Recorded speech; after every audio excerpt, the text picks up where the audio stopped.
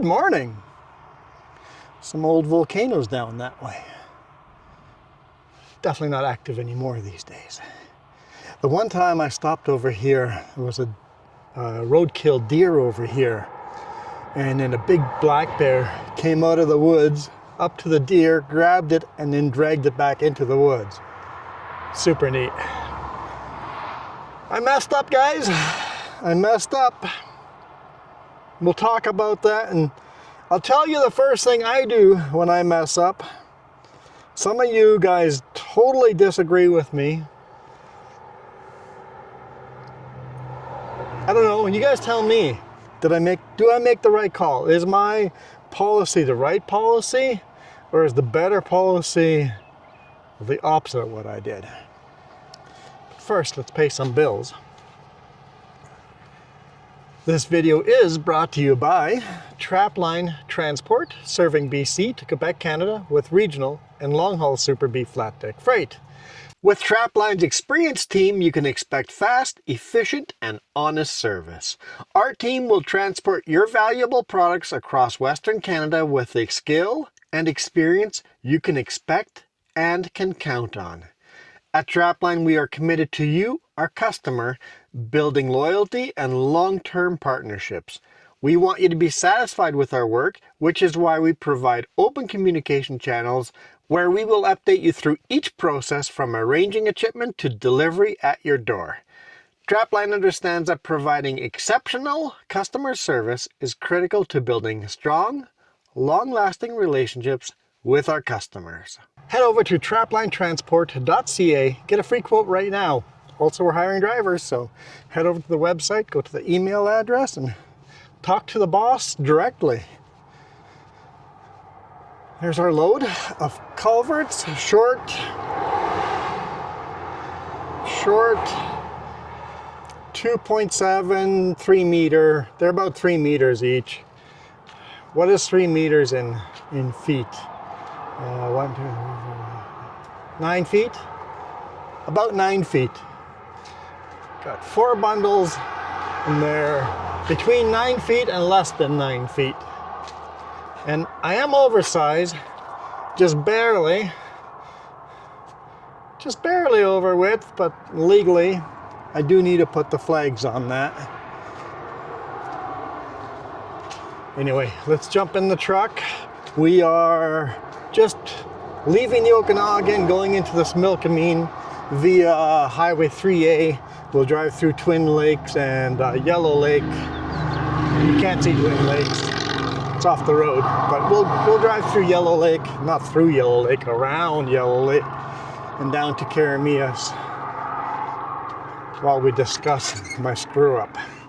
I am delivering this load a day late, thanks to my screw up.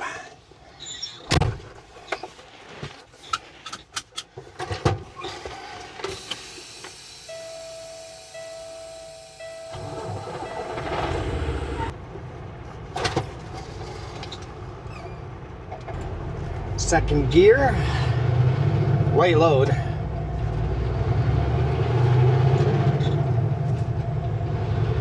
The truck in front of us just pulled away as well.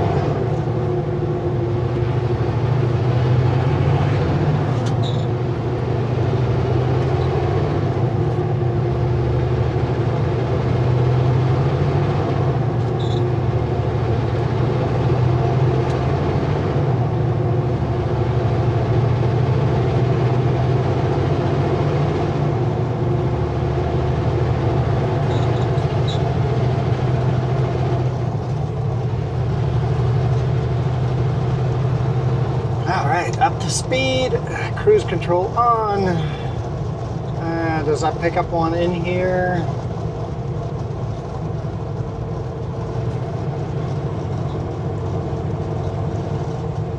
Keep our speed a little lower.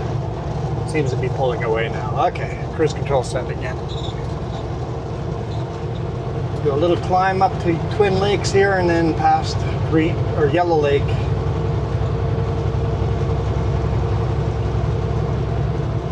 Which apparently used to be yellow and now is green. Before they stocked it with fish and aerated it. Nowadays they aerate it and stock with fish, and that keeps all the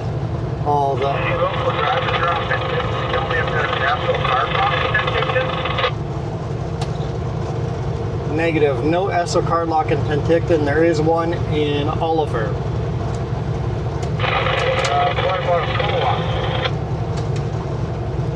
Negative. Just a Chevron and a Petropass.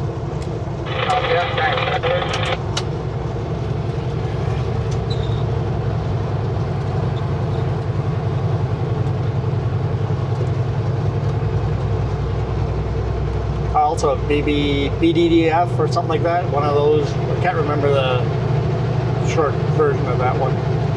Barry Beechcroft.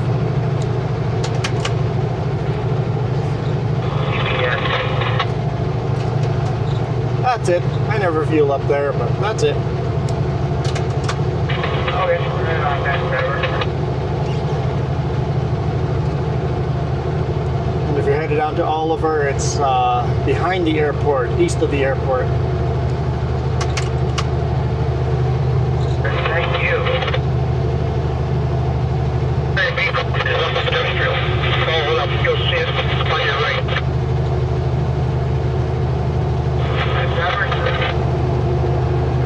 I think there's a Chevron in Penticton. Maybe there isn't. Is there? PDF, Petropass. I don't even know if there's a Chevron. I might have lied. I can't remember. I thought there's a Chevron there. I never fuel up at these fuel stations.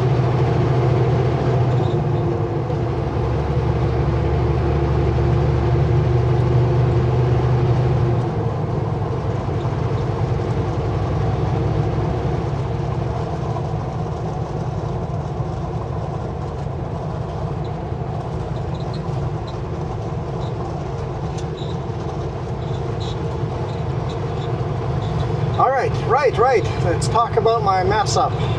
Why am I running a whole day late? I was going to deliver this load today morning at 10 a.m. and now I'm going to deliver it tomorrow at 8 a.m. At least I got a little bit earlier of an appointment. That's nice.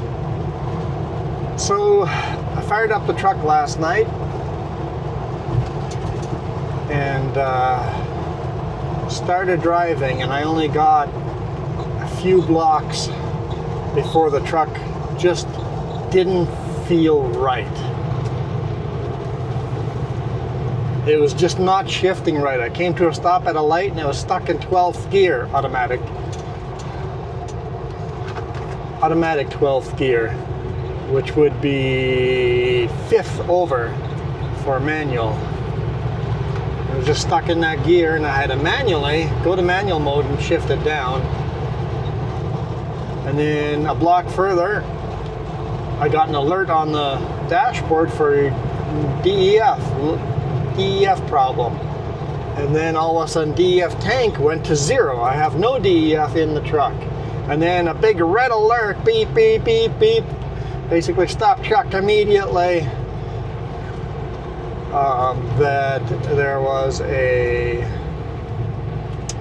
what was it called? It was some kind of electrical short detected. So I'm like, well, I'm literally driving, I'm like half a block away from inland Kenworth. So I just nosed in, turned it off, tried to reset everything and fire it up again, and it just wouldn't go away. So I backed back out, went to Home Hardware, did a U-turn and pulled in properly at the Kenworth.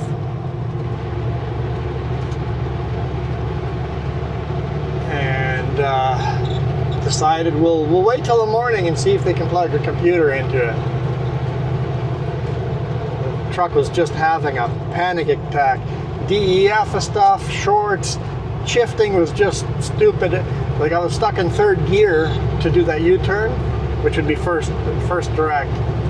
So I had to just shuffle it down around nice and slow in 1st gear to do the U-turn and park properly.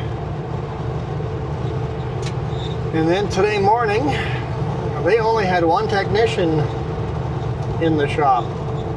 One mechanic, one person that could work on the truck. And He's got all these other trucks with it. And apparently they're not going to be able to even just plug a computer in until the end of the week. So I'm out of service for it till the end of the week. So the boss made some phone calls, and it's like the West Kelowna Kenworth could take us in today or tomorrow. They say we can plug in a computer today, see what's wrong with it, and then tomorrow they have time to work on it and see if they can figure it out. Okay, that's better than being stuck here. I'm like, I'll drive it up there. Well, the boss asked if I was willing to drive it up there instead of getting it towed. I'm like, well, if I'm stuck in third gear, no, I can't. But I'm like, I'm willing to just drop the trailer and bobtail and just see what happens. Maybe it'll allow me to shift and I can limp mode it to West Kelowna. It's like, let's try it. And if that doesn't work, the boss said, just, if it doesn't work, just pull over and we'll get a tow truck. Yep, I'm willing to try that. And I'm like, I'll wait up there till they plug the computer in and then we'll know how long the fix is going to take. Let's just say the fix was very easy.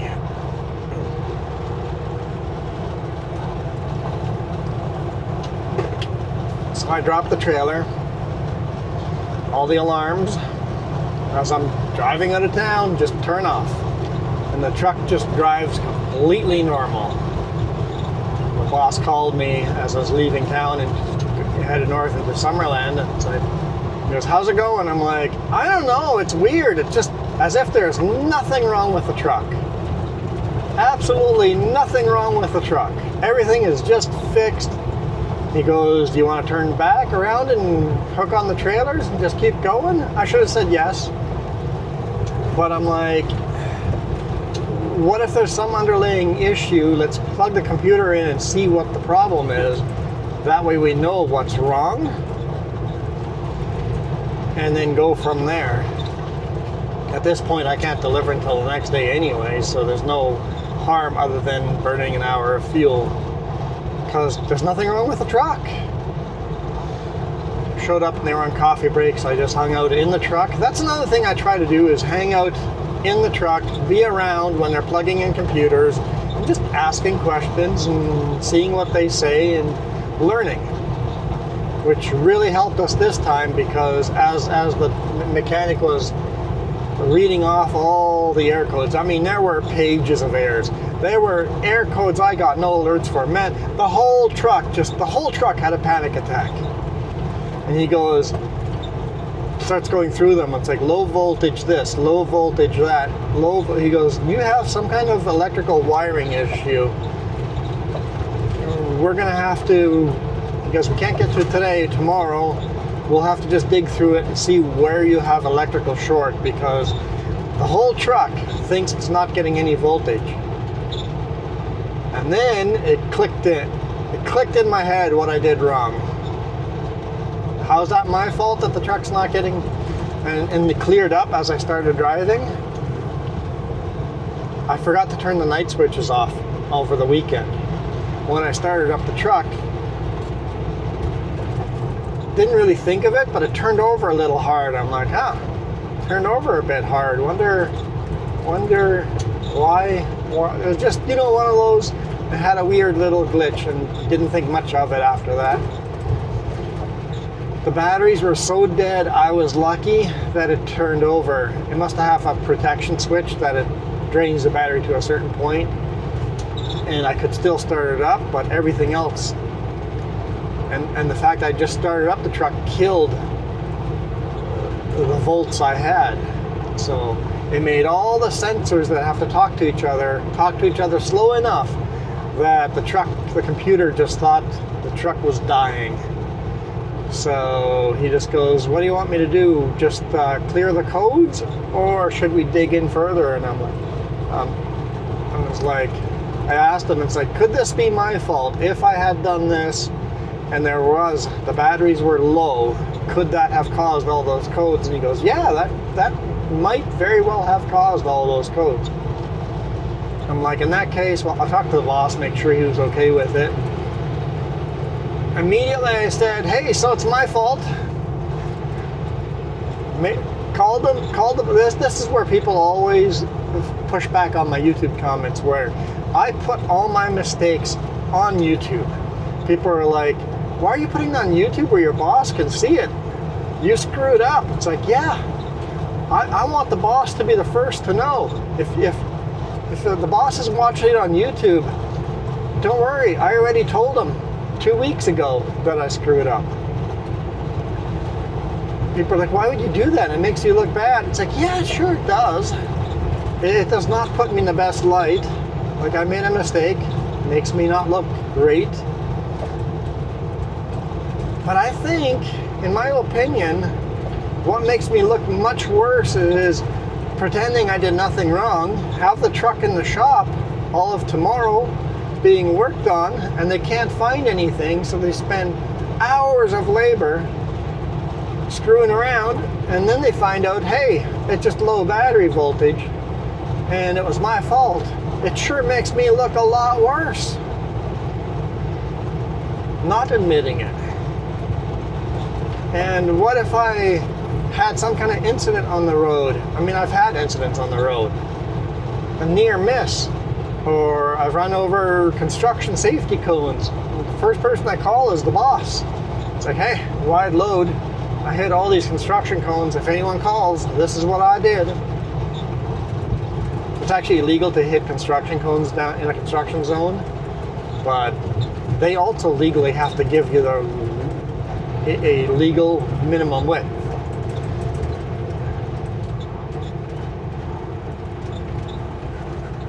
Turning off.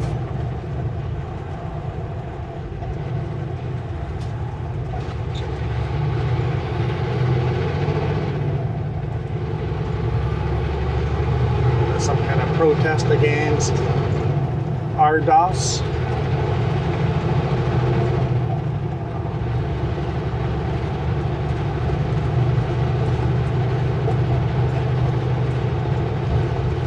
So yeah, my rule, and you tell me if it's the wrong or right rule, is the second I screw up, I call the boss and say, hey, I screwed up, this is what I did. I know there are other drivers that go, shoot, I screwed up, how can I make this, pretend this didn't happen. It's like, hey, I hit that car, I'm just gonna keep going. Pretend I never hit a car. And then, of course, that car had security cameras that were recording and caught that truck driver hit a car. So you call that person, they're like, no, I don't know what you're talking about. And then the video comes out and goes, oh, what's this? And yes, you're only going to get caught once every 10 times or whatever. So you can make yourself look good. But the one time where you hit something and make it look worse, it's going to be so much worse, right? I don't know. I think if I used to have employees. As a manager, I prefer people just to come straight up to me and go, hey, I screwed up. I lifted that pallet of stuff and the whole pallet fell over and it's going to be thousands of dollars to claim. Just come and tell me instead of pretending you didn't do it and just walk away and hide from it. Just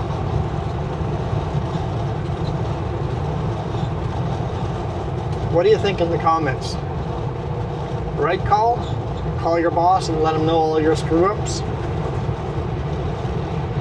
I mean, I've done some screw-ups I've never called the boss. Not even screw-ups. I've had breakdowns where I don't even bother calling the boss. Where, like, I have an air leak. I'm like, I got the copper in the truck, pull over, takes me 10 minutes to put in, fix the airline. Yeah, that one was kind of my fault because I had the airline rubbing the load and it kind of got caught.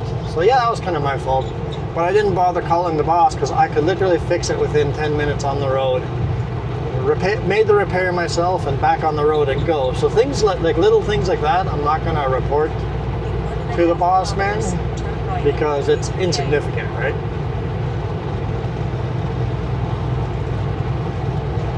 And having said that, I've sometimes made a call where I'm like, oh, that's insignificant. I've taken pictures of it, but I'm not going to report it because the customer didn't think it was a big deal that part had rubbed rubbed against the sign or something or whatever, right? And then all of a sudden I get a phone call. It's like, hey, what happened with this? I'm like, oh yeah, this is what happened. The customer said it was insignificant, but apparently customer lied to me. So there'd be things like that. But anything that I think is a screw up, Turn right on Highway 3. first thing I do is call the boss. Any kind of road rage where someone's road raging against me, I'll call the boss.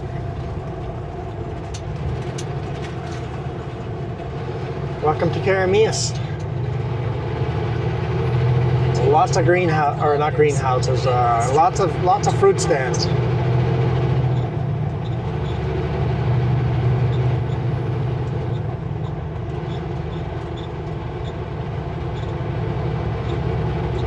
We're bypassing Karamias. This is, I think it's just called the Karamias bypass.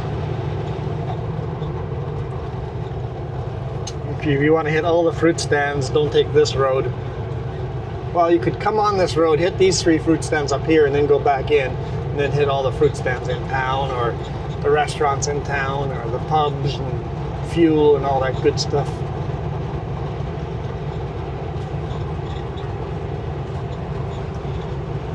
Man, it was a hot day today. 33 degrees Celsius.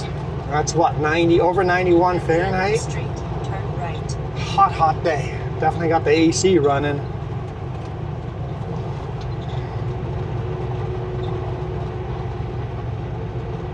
Need to buy some more shorts.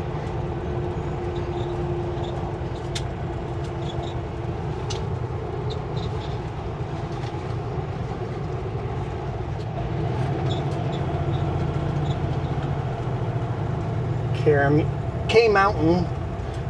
I was going to say Karamias Mountain, but K Mountain. They call it K Mountain because the landslide, it looks like there's a big K in it.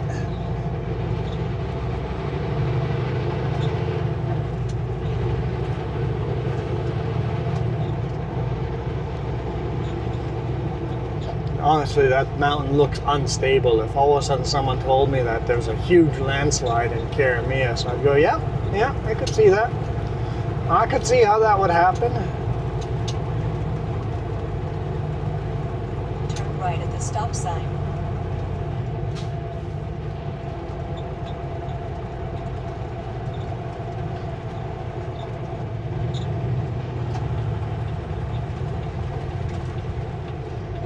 Oh boy, Honda, that's a pretty big cut of the corner.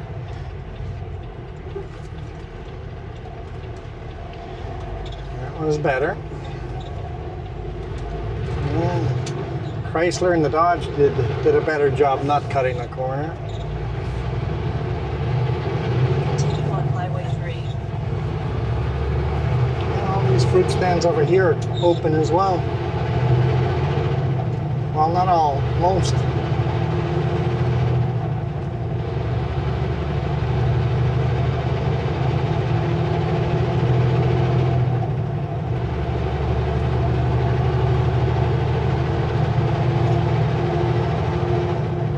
Not even most. A whole bunch. So lush and green. As you can see, the grass is starting to go golden, but everything else is looking nice and lush and green. I think the lush green is just about coming to an end, because like I said, the grass is starting to go super golden with the heat and the dry. I think forest fire season is upon us, just as camping season swings into full effect. Cherries, you pick. Cherries are ready for picking. I think Karamias is going to do very well in cherries this year because the Okanagan cherries, a lot of crops are failed due to the frost.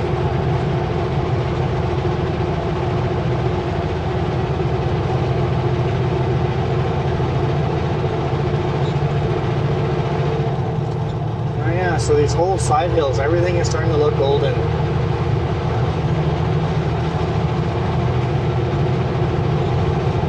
We'll still get green videos when we go to like interior rainforest or into the lower mainland where there's more moisture. But here in the inland, especially down south, I'd way up north too, I think. Critical forest fire risk.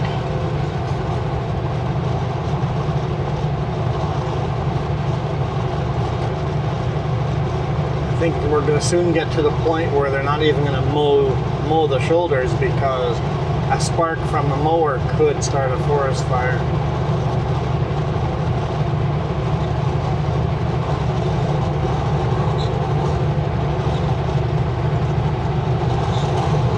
I guess weekend-wise, those of you that want an RV update, I pulled all the cabinets. We're ignoring the bedroom, the washroom, and shower. We're just going to work on the front of the RV, basically the kitchen and dining area, the cockpit area. We've torn all the cabinet doors off. Now that I've put everything back together, I've torn it all apart and started sanding. Sanded the heck out of it. It's not all the way done sanding. Jess is going to do some sanding during the week, so she'll be out there tonight sanding. And then hopefully she's got the sanding and vacuuming and cleaning done enough to start priming next weekend.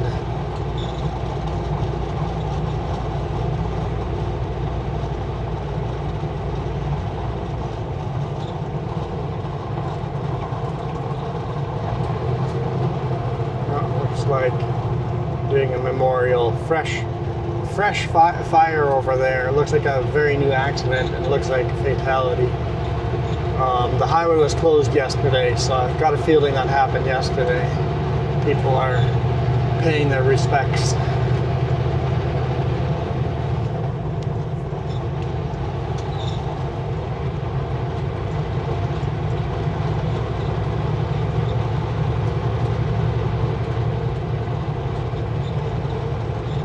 Yes, last night the highway was closed, so I was going to have to drive all the way around, take the connector and the Coquihalla to get to the lower mainland, but thanks to my mess up, we didn't get there.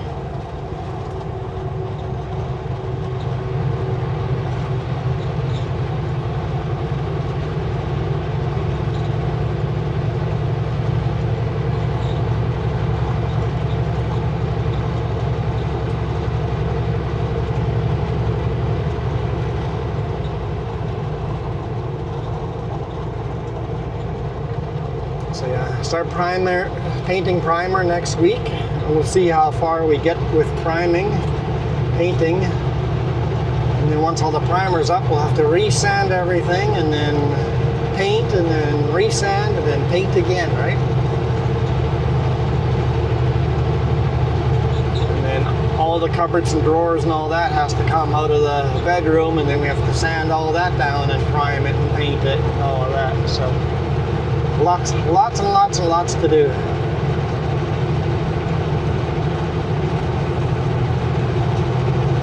Luckily, Jess is spending quite a bit of time during the week over there doing that.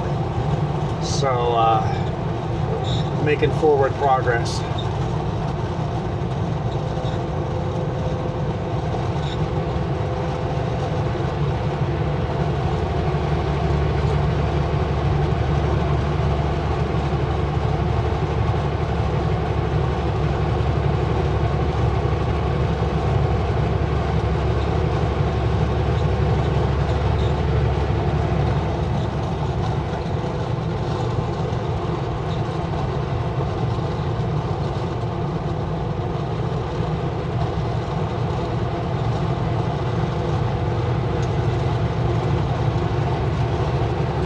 Of course, we have to brush everything, no roller, because there are hardly any flat surfaces in an RV.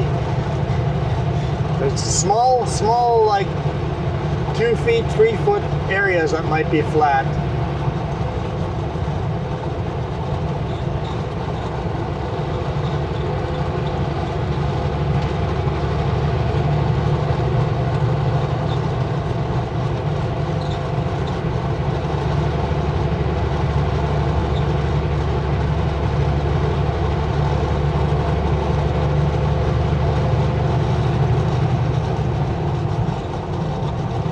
also ordered some new stuff for the RV. I was trying to figure out how to winterize the RV. People talk about putting bales around the RV, and I'm like, yeah, that's a good idea, nice and cheap. What that does is attract a lot of rodents. Rodents like hibernating inside of bales. So I go, okay. And Jess came up with people doing inflatable bags that you can inflate along the edge. And I'm like, that seems like a lot of work, inflating and deflating those things. And they're really expensive, at least anything that's got quality. And then a lot of people do concrete tarps. Concrete tarps are insulated tarps for curing concrete. They buy concrete tarps and put those around the RV. I'm like, oh, that's a good idea. They're like, okay, how do we cut them to size and make sure we seal them? I guess I'll have to punch grommets and stuff and try to make this look good. And then I found a place that makes concrete curing tarps, custom sized, and grommets as many as you want. So I made custom sized tarps to go around the whole RV.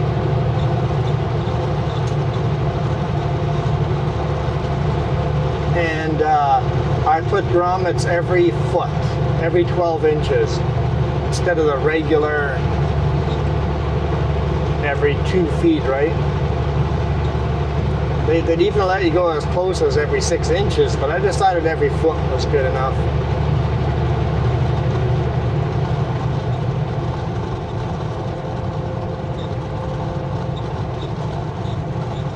Wasn't sure if that car was going to complete their pass or not.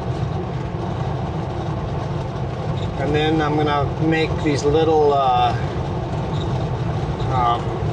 tiny little hoops every 2 feet along the RV where I can zap strap those tarps onto.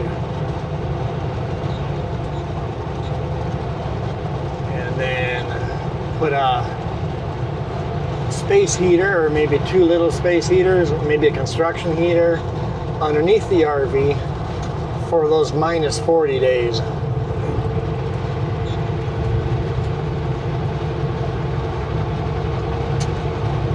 And then Jess found some really cool insulated blanket magnetic doors that are great to go over the entrance of the RV or inside between the bedroom and the kitchen. Have blankets as doors that magnetically close, that people swear really helps keep the heat in the RV. I'm like, let's get some of those too. Took every single blind in the RV, unscrewed it from the wall, puttied the holes up, and tossed them in the garbage. It's those old school blinds that are plastic where they pivot back and forth, you know, when you twist your... Yeah. They make so much noise in the RV when you're driving. I hated those. I threw them all out. We're gonna, I think, buy those fabric honeycomb blinds, because the honeycomb blinds will help reduce heat in the summer and reduce cold in the winter.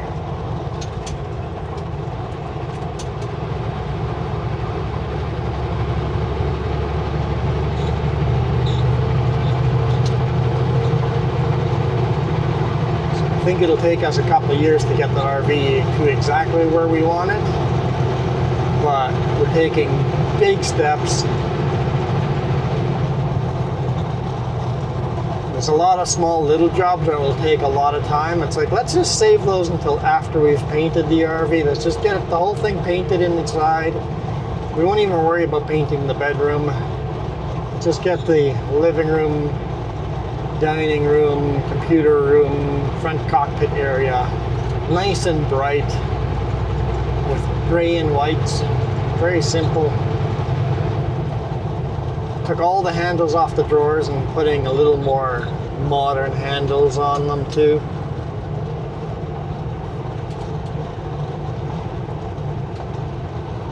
And for those of you that watched the update video for the RV, all that carpentry is done with no table saw, guys. Just skill saw and jigsaw, all those cuts. Skill saw and jigsaw, that's it.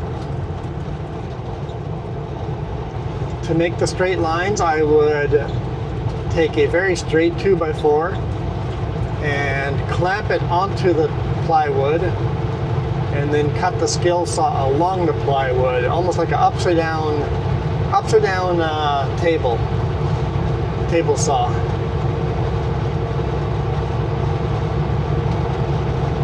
Often had Jess holding one end down, like standing on somewhere.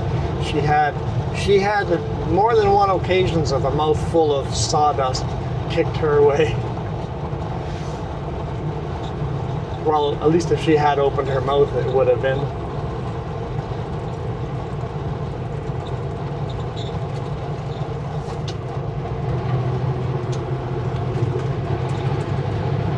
All right, BMW. I know that vehicle is capable of cornering a lot better than you are. Your skill level is much lower than the capability of that vehicle, so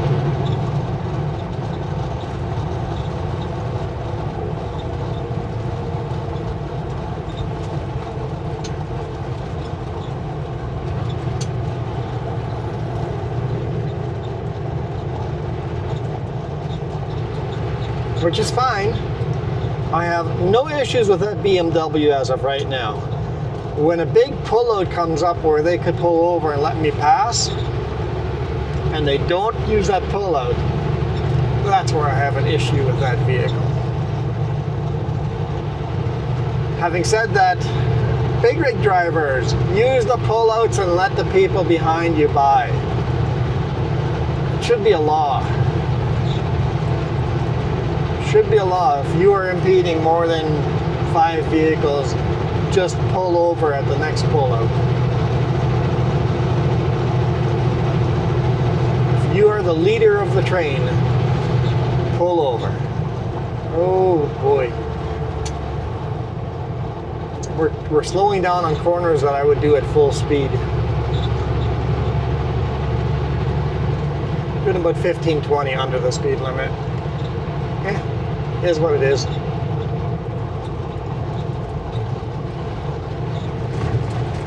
I must spend a lot of money on brakes.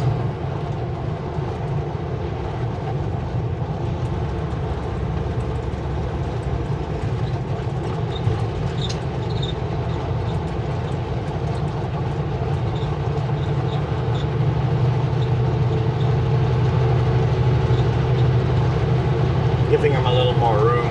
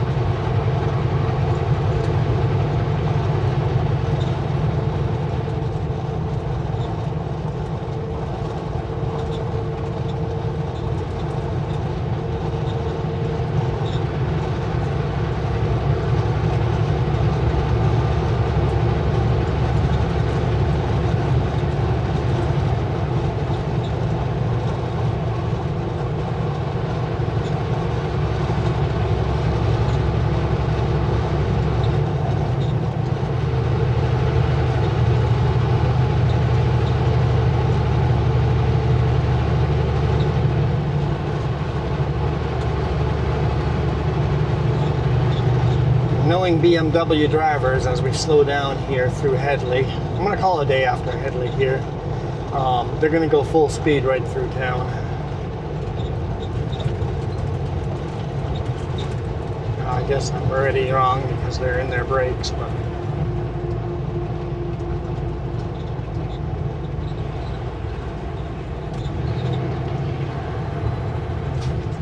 just a thing I think people do. They just drive what's comfortable speed to them, and driving in at low speed limit, they feel comfortable going much faster here. It's almost like they have one speed, same speed through town and out on the highway.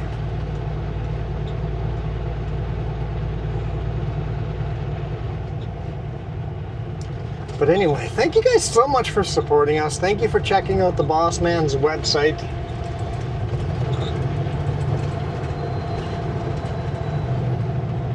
Hopefully you guys head over there and write them an email. And that email goes directly to the owner of the company. So that is a direct line to the owner.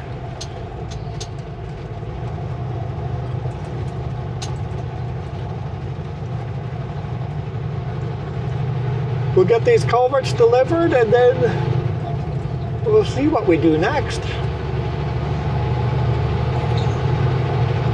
It's going to feel like a short week now, but unless you'll have me working on Saturday as payback.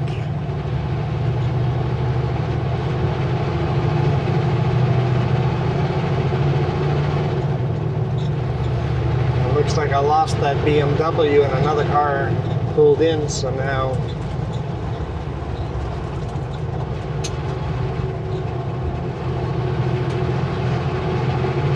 where is that BMW? Way out there. Yeah, they went through pretty high compared to me. Yep. They sped significantly. We've only got 3 cars behind us. I'm 4 and that car is 5, so they are impeding the 5 vehicles now. That's all right. I always tell people, schedule extra time when driving in the mountains. You will run into slow people. You guys are probably getting tired of me complaining about them. That's right, I was saying goodbye. Huge thank you to the new people that have bought me a coffee. Went to that link down below in the description and donated a coffee, direct e-transfer to my bank account. That is super appreciated.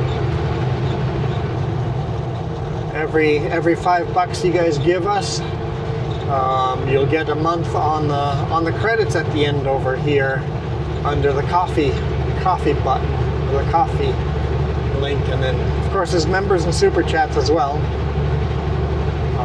So if you guys enjoy this, I would really appreciate I guess not really a coffee, I don't drink coffee, a tea and some cookies. Let's go with that. Just buy me some tea and cookies.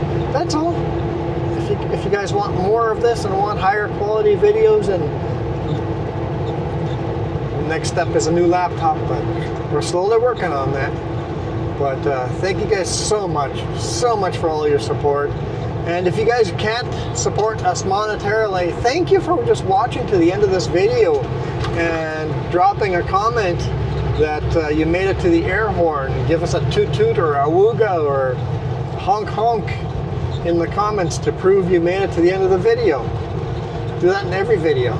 Thank you so much. I appreciate you guys. We'll see you guys on the next one. I am out of here. You guys absolutely rock.